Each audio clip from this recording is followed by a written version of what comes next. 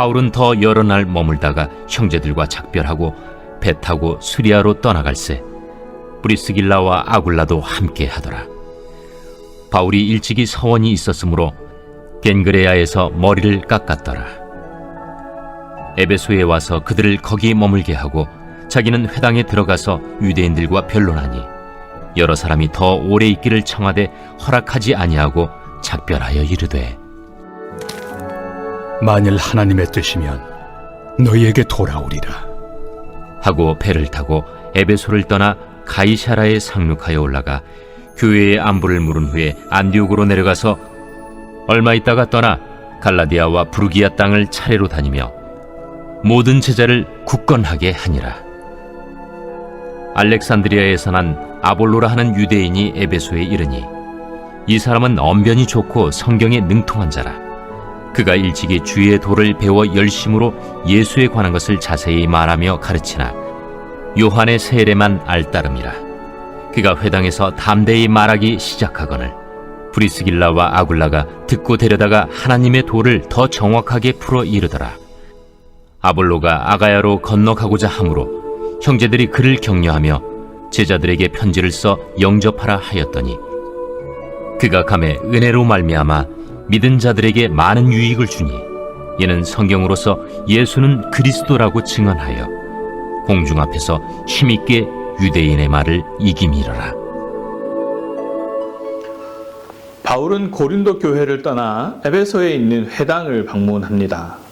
에베소의 유대인이 바울에게 더 머물 것을 요청하자 주께서 허락하시면 다시 오리라는 말과 그 브리스길라와 아굴라를 남기고 예루살렘으로 발걸음을 옮깁니다. 그리고 그곳 교회에 문안한 다음 다시 시리아 안디옥으로 내려가는 일정을 감행했습니다.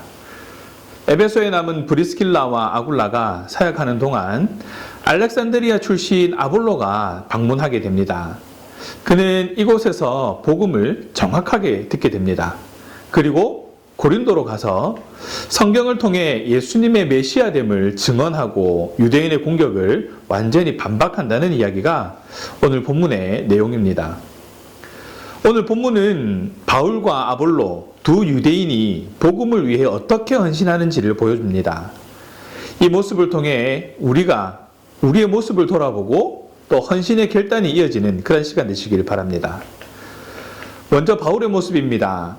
고린도 및 아가야 지역에는 복음에 대한 조직적인 위협과 고소, 박해의 조짐이 있었습니다.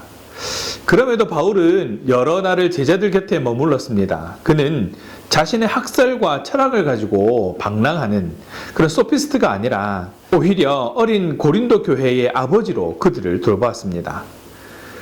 고린도전서 4장 15절에 보시면 그리스도 안에서 1만 스승이 있으되 아버지는 많지 아니하니 그리스도 예수 안에서 내가 복음으로써 너희를 낳았음이라 라고 이야기를 하고 있죠.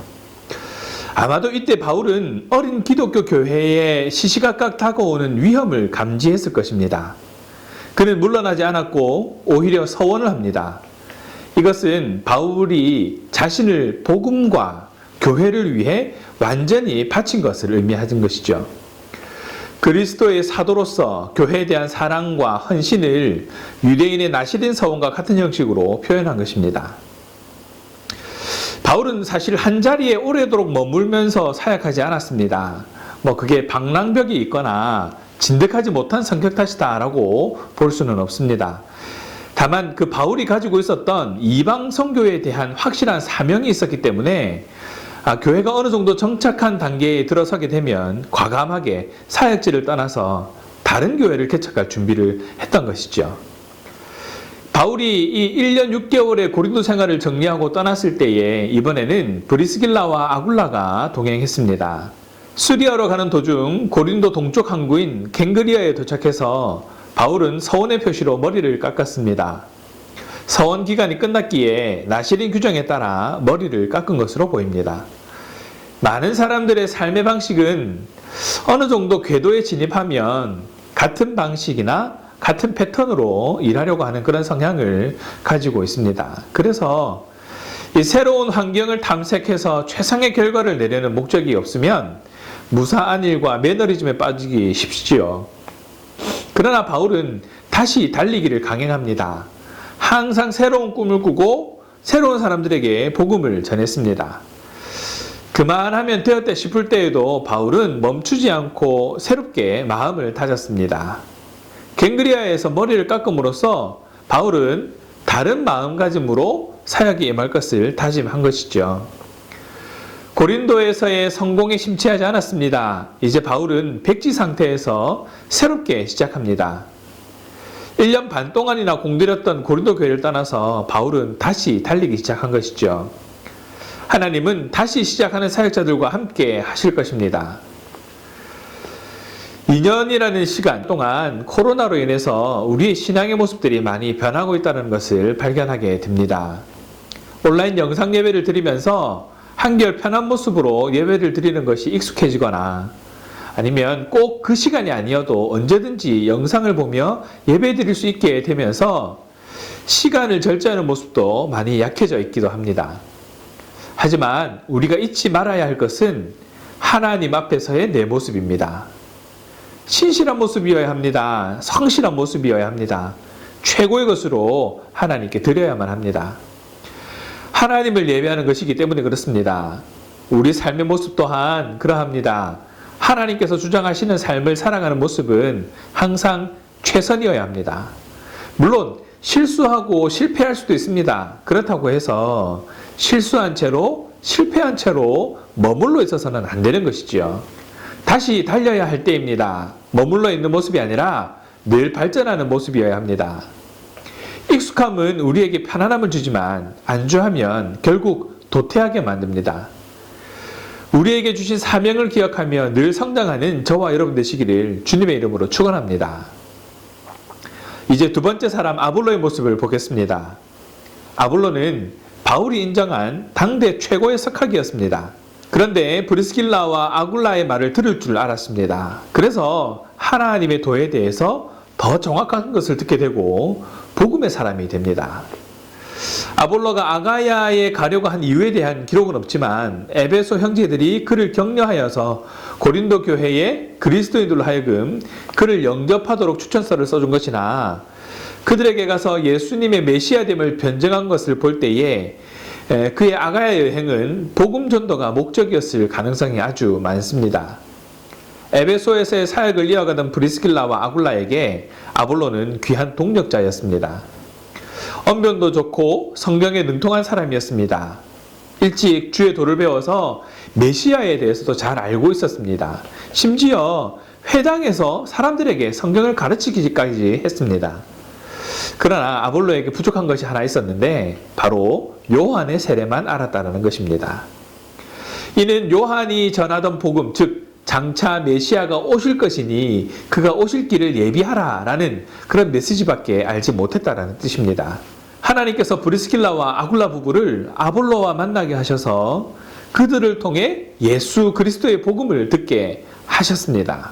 그 결과 아볼로는 자신이 가진 성경 지식에 예수 그리스도의 복음을 더해서 한층 힘있게 사역할 수 있게 되었습니다. 아볼로는 브리스길라와 아굴라가 보여주었던 섬김의 모습을 배워서 많은 형제들을 섬겼고 초대교회의 뛰어난 지도자로 성장하여서 바울과 함께 달리는 사람이 되었습니다. 바울이 떠나온 아가야 지방으로 가서 바울의 빈자리를 채우기도 했습니다. 아볼로는 고린도의 성도들에게 많은 유익을 주었을 뿐만 아니라 탁월한 언변으로 예수는 그리스도이심을 증언하면서 유대인들을 굴복시키기도 했습니다. 바울은 또 다른 사명을 가지고 고린도를 떠났지만 하나님은 아볼로를 고린도 교회로 보내셔서 교회를 든든히 세우셨습니다.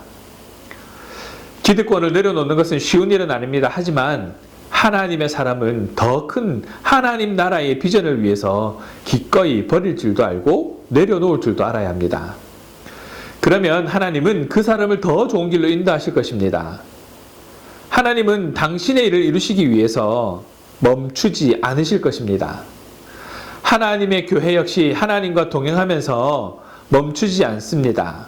저와 여러분은 어떠합니까? 지금까지 내 자리와 내 역할에 대해서 고집과 억지 그리고 아집으로 소통하지 않는 모습을 갖고 있지는 않은지 점검해 보시기 바랍니다. 로마서 10장 17절입니다. 그러므로 믿음은 들음에서 나며 들음은 그리스도의 말씀으로 말미암느니라고 했습니다. 잘 들어야 합니다. 그리고 그 뜻이 무엇인지 잘 분별해야 합니다. 하나님께서 주시는 지혜로 함께 사역하는 그리고 함께 섬기는 이들을 통해서 깨닫게 하시는 하나님의 일을 삶으로 실현해내는 그런 저와 여러분 되시기를 주님의 이름으로 축원합니다. 각자 다른 모습으로 사역을 감당한 바울과 브리스길라와 아굴라 그리고 아볼로였지만 거기에는 무명의 형제들, 제자들의 도움과 헌신들이 있었습니다. 각자 역할과 사명이 달랐을 것입니다. 그러나 그 모든 것이 어우러져서 복음을 확산시켰고 성도와 교회를 세우는 역사를 이루었습니다. 우리 각자에게 주어진 역할과 사명에 충성을 다하며 서로 도와주는데 인색하지 않을 때에 놀라운 하나님의 역사를 이루어갈 수 있습니다. 그렇게 쓰임받는 저와 여러분 되시기를 주님의 이름으로 축원합니다. 기도하겠습니다. 사랑의 하나님, 오늘 말씀을 통해 귀한 하나님의 길을 보고 하나님의 방법을 깨달아 하나님의 자녀로 살아갈 수 있도록 하신 은혜에 감사드립니다. 하나님, 바울과 같이 무뎌지지 않고 늘 새로운 모습으로 하나님 나라를 위해 쓰는 신앙인이 되게 하여 주시옵소서. 익숙함에 젖어서 머물러 있지 않게 하시고 늘 성장하며 성숙하며 하나님 나라를 이루어가게 하여 주시옵소서. 함께 일하는 동력자들의 섬김과 수고를 기억하며 온전한 섬김을 이루어가게 하여 주시옵소서. 모든 것이 합력하여 선을 이루어가시는 하나님의 틀을 벗어나지 않는 복된 삶이 될 수 있도록 늘 주장하여 주시옵소서. 감사합니다 주님. 우리 주 예수 그리스도의 이름으로 기도합니다. 아멘.